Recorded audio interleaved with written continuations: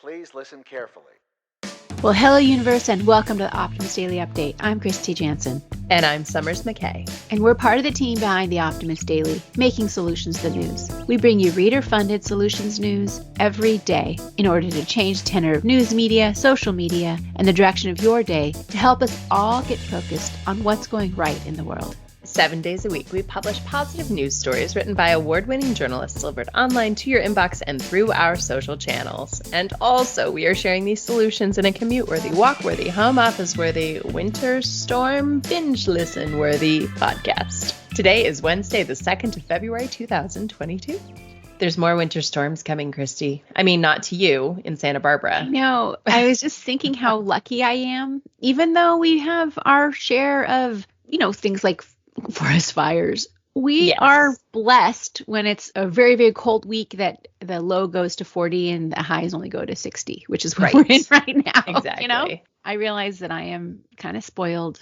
We have team members all over the world at the Optimist Daily, and one of our customer service members is in Minnesota, and she needed to go out and do all of her errands early today because the storm is coming and she needed to be prepared. So, and then we've got people who are in the Netherlands and on the East Coast and all over, and all I'm contending with is just copious amounts of rain, but it is winter and it is time to binge listen to the Optimist Daily Update. Well, this time last year, wasn't Austin in the freeze? It was part of the big freeze in a couple weeks. Not exactly this time, but in a week or two is when the big freeze hits. Everyone around here's a bit worried that, it would happen again, but there's going to be some Arctic chill showing up later this week, of course, on my birthday, but it's not going to be that bad. Knock on wood. Okay. Yes. Exactly. And a week from now, when Ariel has to record because I have no power, you all can laugh at us. No, I think it'll be good. So I have one other update before we get into today's stories. Everybody who's listening knows that we picked up our puppy yesterday and took him to the vet to make sure he was all squared away, and he's perfectly perfect, puppily perfect. And officially, we have a new dog team member at the Optimist Daily. So I'm excited. I think he and Tucker would be great friends if they ever were to meet. Probably. Although Tucker doesn't really like new males that he hasn't grown up with. True. You know what? He liked girls. He'd kind of be a jerk. Yeah. So that's all the news on my front. We haven't heard from you in a couple days. What's going on in your world?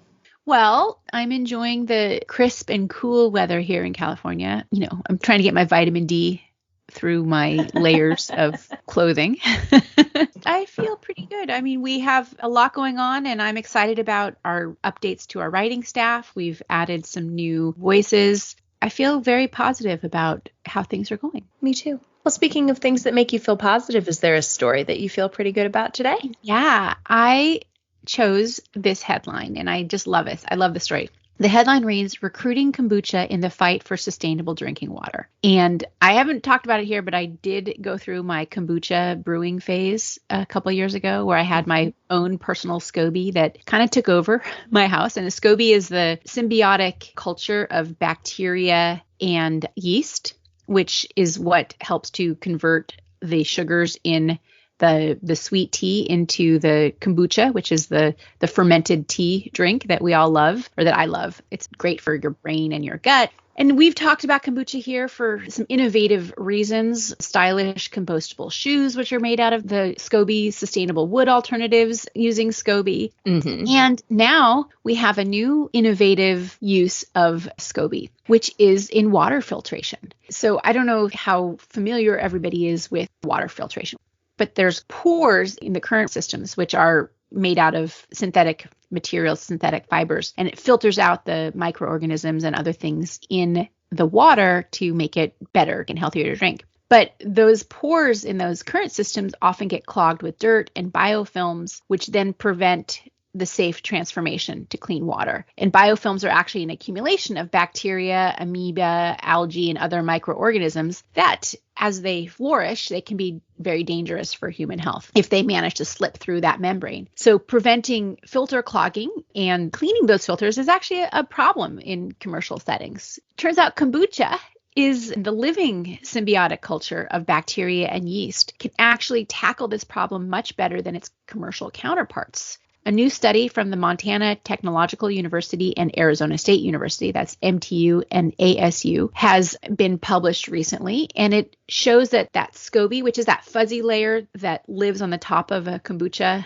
brew, and it grows. It's an organism. It's a living organism that actually just give it more sugar and it'll keep growing. It actually is between 19 and 40% better at preventing clogging and biofilm formation than the commercial membranes that are synthetic. So this is a sort of an interesting example of how we can really make friends with the living environment and employ living materials in our processes in a way that can boost health and well-being. And this is a much simpler and cheaper material to make than a synthetic membrane. Contaminated drinking water is linked to 2,000 deaths of children globally each year and other people. And not just deaths, but disease and diarrhea and fun things like that. So the team hopes that using this living filtration membrane from kombucha, and there's other examples probably, is more sustainable and accessible. It can sort of be provided worldwide in an open source type of knowledge and help improve access to clean drinking water. So I have a question going way back to the beginning of your story. When you say that your scoby was taking over your house, I'm asking in the frame of people talk about that when they're making kombucha at home, oftentimes their scobies get out of control. What does that mean? I was making it like in a glass jar, and it just is always growing. And then every new batch of kombucha, there's a daughter scoby that forms. Okay. And so the layers upon layers upon layers, so it just gets so massively thick, you have to at least take parts of it out of your kombucha brew because otherwise you won't have any liquid left, So, and that actually sounds like that replication is part of what would make it effective filter. Okay. It just, as long as you keep the conditions cool enough and warm enough and you give it enough nutrients, which is the sugar and the liquid medium to grow in, it'll just keep replicating and growing, and you just keep taking off the daughters, or you take the mother and let the daughter, become her own mother. And I had all this like scoby, and what do you do with it? You feel like it's like when you have too much produce, you don't know what to do with it. So then what do you give it away to people? I was looking for recipes on how to cook it. Like what to do with it beyond just making more kombucha, because one can only drink so much kombucha. Well, Kristy, thank you for picking that story. It's her story today. I'm equally fired up about my story because I have personal experience with this as well, but it is different. My story is about language and words and not Wordle. My headline reads, "Words Matter. Sunil Jaglan is on a mission to stop sexist swearing in India." As you know, Kristy, and many of our listeners know, I had a podcast prior to the Optimist Daily update called Lovegasm, and I talked all about sexual health and intimacy. And I had this whole podcast where I raged on using genitalia as insulting words. I absolutely have such a pet peeve when we use descriptions of genitalia to insult one another. In India, as in many other places, many profanities are inherently sexist and target or shame women. I don't like in the English language that we use both male and female genitalia as an insult, but very particularly in India, there's a lot of sexist language. So even though each region's swear words may sound distinct from each other, one thing remains the same: they're misogynistic in nature. The common use of these words makes it clear that most people, especially those in rural India, are unaware that there is an Indian Penal Code 294, which states that those found guilty of obscene acts, songs, or words in public can be sentenced to up to 3 months in prison. So it's actually illegal. I imagine there are a lot of things that are illegal, but that doesn't mean that they aren't done. As quoted, the founder of this movement, Sunil Jaglan, says, "Using profanities is so common in Haryana. I use them during my college days without thinking. One day I asked a friend about the meaning of the words, and it was only then that I realized how misogynistic they are." So is founded the No Swearing Committee. Now, Kristy, you've spent a lot of time in India. Did you observe this? Did it even stand out to you, or was it just so inherent it didn't even matter? It's inherent, but I was never subjected to those kinds of terms.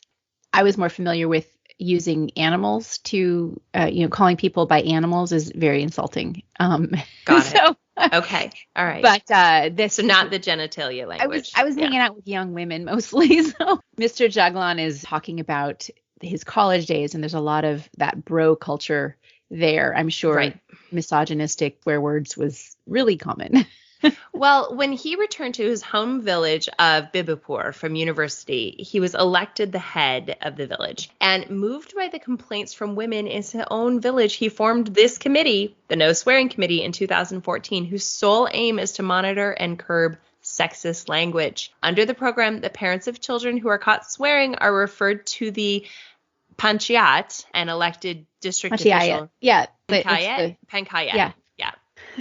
Who then warns them of the family's risk, a period of being formally ostracized by the village or police action. This story goes on to talk a little more about different ways that they are working to try to curb it through punitive measures, but it's also about awareness of the language. And Jaglan helps to spread the word by going from village to village and speaking to residents about their use of profanities. He asks a question: raise your hand if you have ever used cuss words that name your mother, sister, or woman's intimate body parts. Of course, there's a fair amount of embarrassment, but most hands go up, and he is ready for this to be over. The campaign has given women the confidence to speak up against those that disrespect them, not only in sexist slurs, but also in action. So it is an overall sort of leveling up of giving voice to a sexist inherent language. We talked about this with the machismo in Colombia, that this evolution of language, this acknowledgement, allows for all communities to come together, and certainly for communities and women to come together to say, I don't want this anymore. So I like it because it also helps the guys figure out that they were doing something they didn't necessarily even know they were doing. I like the sentiment behind it, and it really does make a difference how we use language. Mm-hmm. And not to promote censorship, but putting intention in how we speak and what the effects and meanings are, and just training people in understanding the downstream effect of that kind of misogynistic or offensive language. It can bring a different sensibility to an entire community. Exactly. This is a great story, a great solution, which is bringing intentionality, which you and I started our conversation this morning, our check-in with intentionality. So I love it. There's some other great headlines today on the Optimist Daily. I almost picked this story, but I figure not everybody's as much into gardening as I am. Make your green thumb even greener by cultivating a zero-waste garden. Doctors in Nepal trial potentially revolutionary leprosy treatment. Here are 6 ways to become more self-curious. And rejection hurts, but these tips will help you bounce back better than ever. What else do we have today, Kristy? There's a headline that reads, the robot that can independently perform keyhole surgery. Experiencing frequent stress headaches? Try these tips. And finally, there's a public library that has the perfect desk for parents with small children. And I love this story. You got to go look at the images of this. You guys, the desk has like a play area for the kids. We didn't choose this story to talk about because we recognize that trying to describe visual things on a podcast, I wholly fail at. But it is such a good story. I love that one. All right. Well, that's it, everybody. Thank you so much for listening to today's Optimist Daily Update. We promise to keep sharing positive, solution-based stories with ideas on how you can participate in the changing world and help ensure it is changed for the good. And we promise to keep covering current events with accurate, legitimate sources and offering you information we all need to chart new paths for all of us. If you have not already, please consider joining the other amazing listeners and emissaries on the optimistdaily.com by becoming part of our reader-funded, reader-supported team of emissaries. And for as little as $5 a month, you can help chart new paths for all of us by ensuring the Optimist Daily can continue to cover current events with accuracy, legitimate sources, and everything you need to make the world a better place. For $5 a month, support independent, reader-funded journalism, be part of the solution, changing consciousness and addressing our world's biggest challenges with a problem-solving mindset. Everybody, let's keep the Optimist Daily free to all who need it, supported by those who can. Thanks, everybody. We'll be back tomorrow with more solutions.